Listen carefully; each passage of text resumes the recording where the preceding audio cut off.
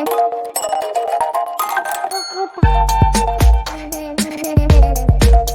Everyone, इस video में बात कर लेते हैं सारेगामा इंडिया लिमिटेड की। क्विकली एनालिसिस देख लेते हैं। चैनल को लाइक एंड सब्सक्राइब करना मत भूलिएगा। तो सारेगामा में आप देख रहे होंगे स्टॉक में आज तेजी देखने को मिली है। वजह है कि स्टॉक के नतीजे आए हैं।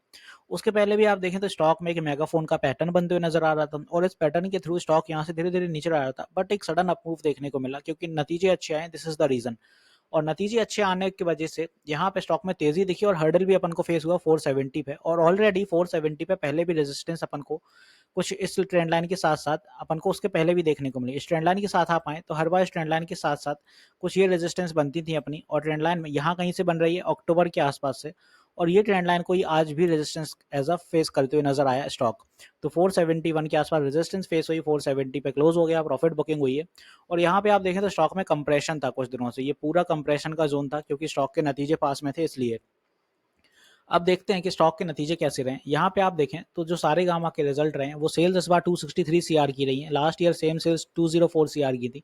सेल्स में थोड़ी बढ़त हुई है। एक्सपेंसेस 193 सीआर के रहे हैं, लास्ट टाइम 154 सीआर थे।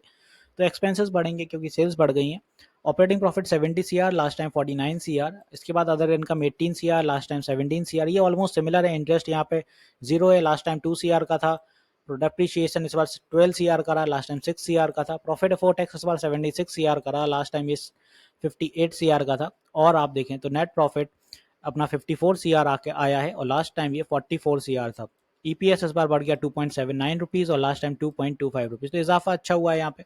पीर कंपैरिजन में आरओसी पे नजर डालें तो 19% का आरओसी हो गया। Quarterly year on year growth जो हो रही है वो 23% के हिसाब से है। तो सारी चीजें सही चल रही हैं यहाँ पे सारेगामा में।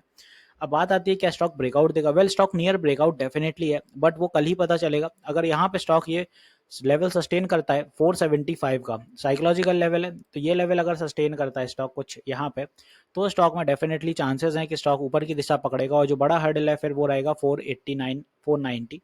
इसके बाद स्टॉक पहुंचेगा 500 के आसपास कुछ ये लेवल। तो डेफिनेटली 475 ब्रेकआउट लेवल है। अगर सस्टेन करता है तो 500 के बाद फिर अपन को अच्छे लेवल देखने को मिलेंगे 525 550 के आसपास यहाँ कहीं तक। बट इंपॉर्टेंट है 475 का ब्रेकआउट लेवल। तो ये सारे अपने रेजिस्टेंस हैं।